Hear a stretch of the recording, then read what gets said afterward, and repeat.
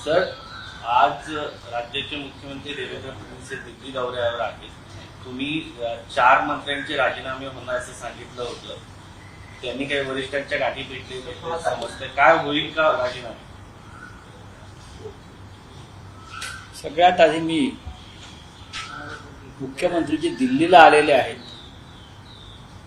त्यांच्याबरोबर उपमुख्यमंत्री सुद्धा आहेत असं मला समजलं.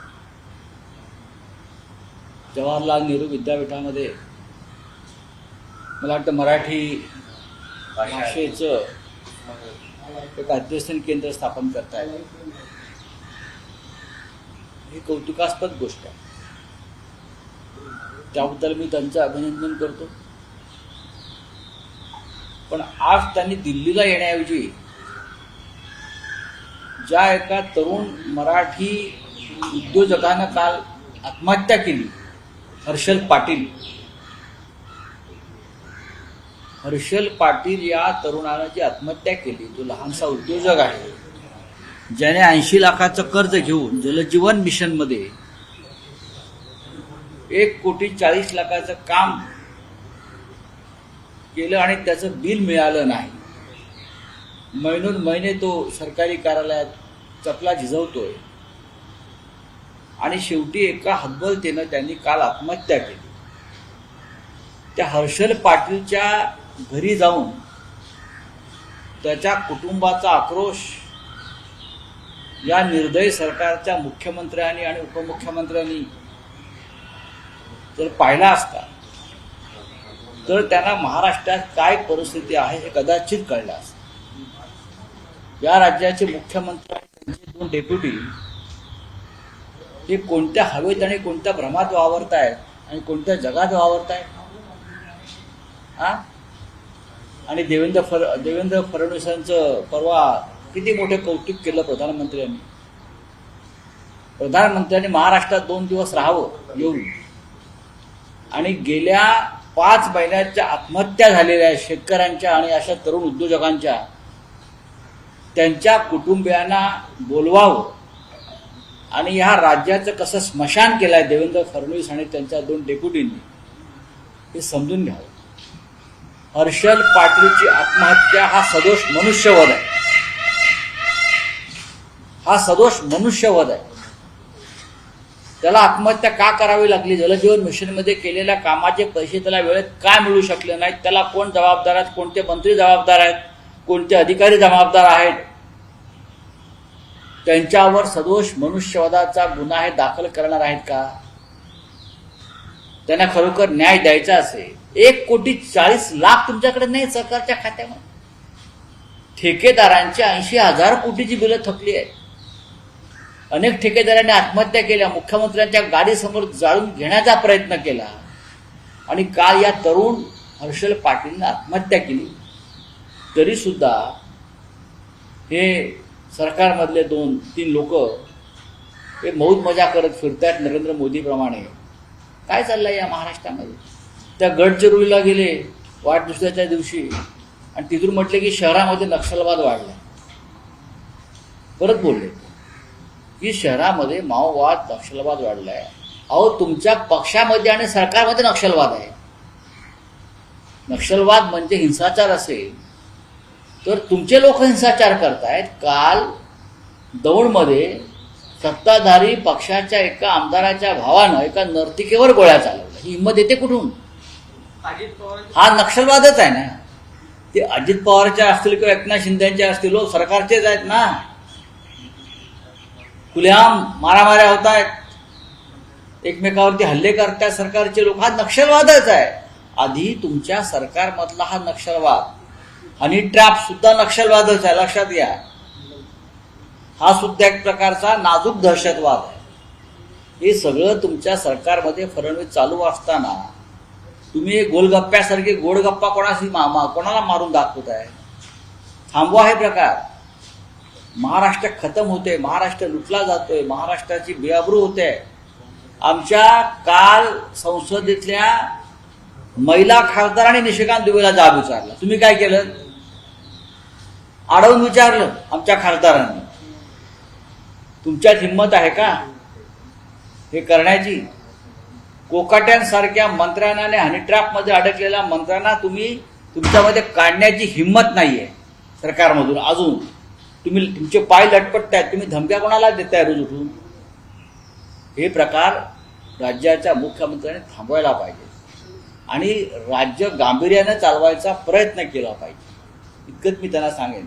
ते दिल्लीत येतील, मोदींना भेटतील, ते कोणते अमित शहाना भेटतील, ते त्यांचा प्रश्न आहे. तो महाराष्ट्रावरती इथून बोला आणि खरं बोला. दिल्लीत येऊन खोटं बोलू नका. ते खोटं बोलतायत. त्यांना खोटं बोलण्याचा आजार जडलाय आणि विस्मरणाचाही आजार जडलाय. म्हणजे 1 कोटी जर बिल द्यायला कंत्राटदारांचे नसतील तर मग नक्की राज्य अडचणीत कशामुळे आले? कशाचा परिणाम बघा, राज्य अडचण झालेला आहे लुटमारीमुळे, मंत्र्यांच्या लुटमारीमुळे. जलजीवन मिशन मधला भ्रष्टाचार हा भयंकर भ्रष्टाचार. जलजीवन मिशन मधली कामं, MMRD मधली कामं, रस्त्याची कामं, बरं का, अनेक कामामध्ये नगरविकास खात्यातला भ्रष्टाचार, लाडकी बहिणीच्या निमित्तानं होत असलेले घोटाळे आणि ते पैसे जमा करण्यासाठी होणारी कसरत, ठेकेदारांकडून कामं करून घेताना 80,000 कोटी रुपये त्यांना द्यायला तुमच्याकडे नसतील तर राज्य तुम्ही डबघाईला आणलंय ना.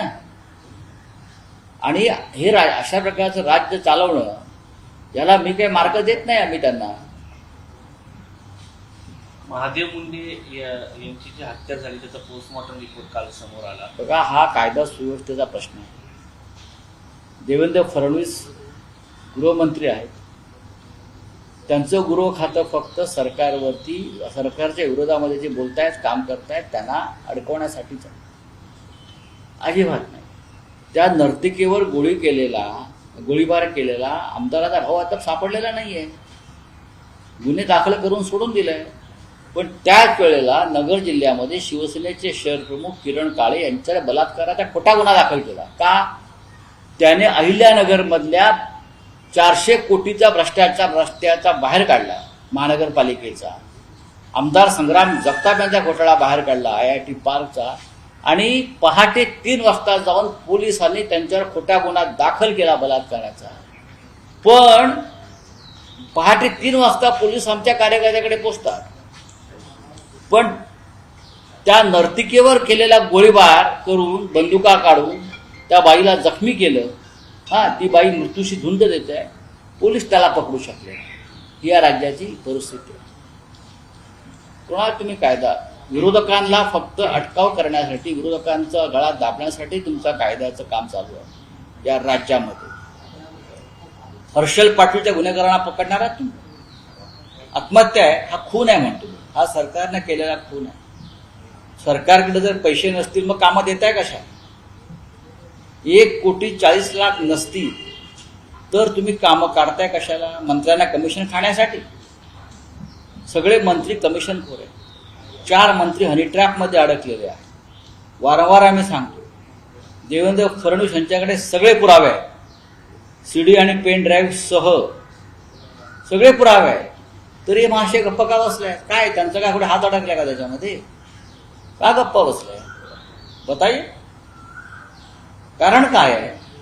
गप्प काय आहे? नुसते चेहऱ्यावरती खोटे हास्य घेऊन फिरताय आणि भाषणं करताय. काय तुम्ही त्या गडचिरोलीला स्टील सिटी करताय, उत्तम. पण महाराष्ट्र पोकळ होतोय बघा ना. महाराष्ट्र पोकळ झालाय हो पूर्णपणे तुमच्या या कारभारामुळे. कशाची भीती आहे हनीट्रॅपमध्ये? म्हणजे तुम्ही म्हणताय की त्यांचीच माणसं अडकली आहेत ना. भीती अशी आहे की त्यांचीच माणसं अडकलेली आहेत जवळची. त्यांचे सगळे संकट मोचक त्यात अडकलेले आहेत. म्हणजे तुम्हाला गिरीश महाजन म्हणायचं? मी कोणाचे नाव घेत नाही. त्यांचेच लोक अडकले आहेत. आणि मी 4 मंत्र्यांची नावं घेतोय, सांगतोय.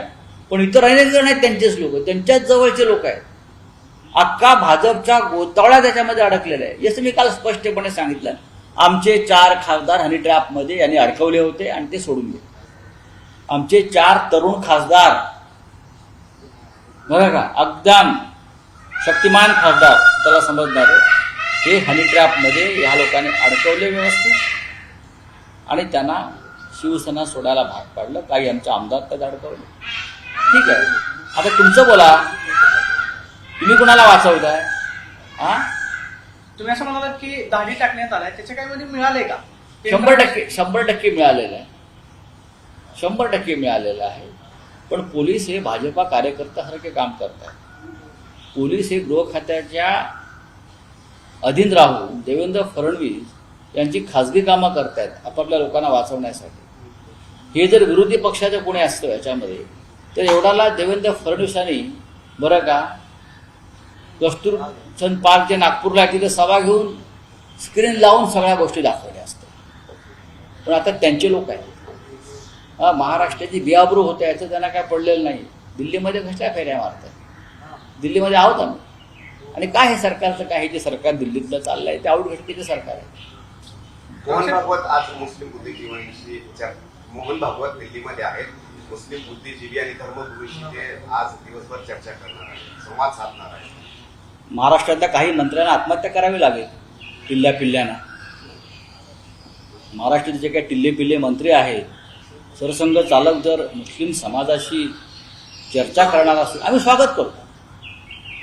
पण जे सातत्यानं विष पेरतायत समाजाविषयी धर्माविषयी खास करून आमच्या महाराष्ट्रात उत्तर प्रदेशमध्ये आज त्यांना विष खाऊन मरण्याची वेळ येईल.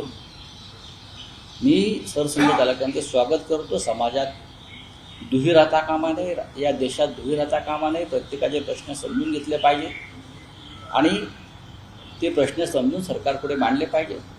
या देशाच्या नागरिकांना त्यांचे न्याय्य हक्क मिळाला पाहिजे, तो कोणत्याही जाती धर्माचा असो. आज बिहारमध्ये जे सुरू आहे SIRच्या नावाखाली एका विशिष्ट जाती धर्माच्या लोकांची नावं काढली जात आहेत. महाराष्ट्रात सुद्धा ते केले. याला लोकशाही म्हणत नाही. म्हणून सरसंघ चालक जर अशा प्रकारे काही चर्चा करून काही विषय समोर आणणार असतील तर आम्ही सरसंघ चालकांचं अभिनंदन करतो. उदय सामंत राज ठाकरेंची येत्या 8 दिवसामध्ये भेट घेणार आहे. त्याचं म्हणतात की जर युतीची चर्चा करायची बघा, असेल उदय सामंत यांनी राज ठाकरे यांच्या घराखाली एक कॉटेज बांधावं. या लोकांना आता मग उदय सामंत असतील किंवा भाजपचे लोक असतील, सन्माननीय राज ठाकरे आणि सन्माननीय उद्धव ठाकरे हे दोन बंधू एकत्र आल्यापासून यांची झोप उडाली आहे. हे जे विष पेरण्याचं काम करत होते आणि महाराष्ट्रामध्ये गोंधळ निर्माण करण्याचं काम करत होते ते दुकान त्यांचं बंद झालं. त्याच्यामुळे काय राज ठाकरेंकडे कोण जात आहे काय आम्हाला त्याशी काही पडलं नाही. आम्ही एकत्र आहोत हे दोन्ही बंधूंनी सांगितलेलं आहे. आणि उदय सामंतांना सवय आहे जायची अशा वेळी. त्यांचं कोण ऐकत नाही. मी म्हणेन त्यांनी शिवतीर्थावर त्यांचं जे घर आहे मनसे प्रमुखांचं त्याच्या खाली कॉटेज बांधा, तिथंच राहावं. काय हरकत नाही. उदय सामंतांना कोण पाठवते सगळ्यांनी चर्चा त्यांचे बॉस ठाण्याचे टेमी नाक्यावरचे झोपच येत नाही त्यांना. त्यांची झोपच उडाली. उद्धव ठाकरे व राज ठाकरे एकत्र आल्यावर महानगरपालिकांसह उद्याच्या विधानसभेत सुद्धा आम्ही यश प्राप्त करू हे त्यांना माहिती आहे. चला सर, एक प्रश्न असा आहे की JNU मध्ये आज कुसुमाग्रज मराठी भाषा अध्यासन केंद्राचं उद्घाटन होतंय, पण आयोजन समितीमध्ये 10 पैकी एकही प्राध्यापक मराठी नाहीयेत आणि फक्त एकमेव प्राध्यापक आहेत ज्यांना मराठी कळते. तुम्ही कसं पाहताय? मग लक्षात घ्या की ही दिल्लीतली युनिव्हर्सिटी आहे, ही दिल्ली विद्यापीठ आहे आणि मराठी अध्यासन केंद्र ही अनेक ठिकाणी सुरू झालेली आहेत ना, असं नाही. आता त्या विद्यापीठाच्या कामाची पद्धत मला माहीत नाही. आम्ही अशिक्षित अडाणी लोक आहोत. मराठी जरी नसले तरी जर त्यांचं मराठीविषयी जी काय आस्था आहे त्यातून भविष्यामध्ये कशाप्रकारे काम केलं जात आहे हे पाहून त्याच्यावर मत व्यक्त करावं लागेल. या क्षणी विद्यापीठामध्ये मराठीविषयी अध्यासन केंद्र सुरू होते, महत्त्वाचं आहे. आणि एक प्रमाणे जो विषय काढला की रामदास कदम यांचा जो डान्स बार आहे त्याच्यावरती कारवाई का होत नाही, त्यावरती रामदास कदम असं म्हणाले की ऑर्केस्ट्रा होता. त्याचे सगळे पुरावे त्याच्यावरती किती बोलायचं आपण. अनिल परब हे सक्षम अभ्यासू वृत्तीचे आमदार आणि आमचे नेते आहेत पक्षाचे. त्यांनी जेव्हा एखादा विधिमंडळामध्ये विषय मांडला याचा अर्थ त्यांच्याकडे हातामध्ये पूर्ण पुरावे. आणि अनिल परब यांची विश्वासार्हता ही रामदास कदमांपेक्षा जास्त आहे. ते पक्षाशी निष्ठावान आहेत. त्यांनी स्वार्थासाठी कधी पक्ष सोडला नाही. त्यांच्यावर ईडीच्या रेड्स पडल्या, त्यांना अटक करण्याचा प्रयत्न झाला, त्यांचा कुटुंबांना त्रास देण्याचा प्रयत्न केला, पण ते मातोश्रीशी एकनिष्ठ आहे. त्याच्यामुळे महाराष्ट्राचा विश्वास हा अनिल परब जे सांगतायत त्याच्यावर. सर, पण त्याचा एक आवाज- लोक गेले त्यांचे व्हिडिओ फुटेज बाहेर काढू असं देखील धमक्या दिल्या जातात की ज्यांचे ते बार वगैरे आहेत आणि जिथे लोक ठीक आहे, आता बघा हा विषय कायद्याचा आहे. हा उपराष्ट्रपती जगदीप धनखडांची तुम्ही राजीनामा दिल्यानंतर भेट घेण्याचा प्रयत्न केला, शरद पवार आणि तुम्ही. नाही, काय भेट झाली का नाही? नक्की नाही, काय- त्यांची भेट होऊ शकली नाही. बहुतेक त्यांच्यावरती बंधनं आलेली दिसतात, कोणाला भेटू नका म्हणून. चला हिंदी एक प्रश्न आहे. सलग तिसरा दिवस आहे आज चौथा. चौथा दिवस आहे विरोधक सगळे प्रदर्शन करत आहे, विरोध प्रदर्शन करतात, कुठलंही कामकाज होत नाहीये. सत्ताधारी आणि विरोधक एक म्हणतात की आम्ही काम करायला तयार आहोत, कामकाज काही होत नाहीये. कामकाज सोमवारपासून होईल ना, सोमवार से हो जाएगा. सिंदूर के ऊपर अब चर्चा होने की तैयारी करने की तैयारी. सिंदूरवरती ऑपरेशन सिंदूरवरती 16 तास चर्चा करण्याची तयारी सरकारनं दाखवल्यावरती. आता फक्त बिहारच्या प्रश्नावरती आमची एक भूमिका आहे की बिहारमध्ये जो मतदार याद्यांमध्ये घोटाळा सुरू केला आहे भारतीय जनता पक्षाने, त्याच्यावर चर्चा आहे. ठीक आहे. राहुल गांधींनी काल पुन्हा एकदा महाराष्ट्राचा मुद्दा मांडला होता. चुनाव के लिए तैयारियां शुरू की जा रही हैं. आपकी पार्टी की तरफ से किसी का नाम दिया गया नहीं, है? हम बहुत कैसे सारे- पार्टी का नाम देंगे? हम एक साथ बैठेंगे, इंडिया ब्लॉक एक साथ बैठेंगे और उसके ऊपर एक नाम पर सहमति हो जाएगी. हमें विश्वास है. ऑपरेशन सिंदूर पे सर चर्चा के लिए टाइम दिया गया है और ये कहा जा रहा है कि पीएम हो सकता है इंटरवेन करें. आप क्या लगता है? देखिए, ये विषय राष्ट्रीय सुरक्षा का है. पाकिस्तान के साथ हमने युद्ध किया, युद्ध पीछे लिया और प्रेसिडेंट दबाव बार बार ये बोल रहे हैं कि मेरे दबाव में ये युद्ध हमने बंद किया है. उसके बारे में तो प्रधानमंत्री ही अपनी बात रख सकते हैं, दूसरा कोई तो नहीं बोलेंगे.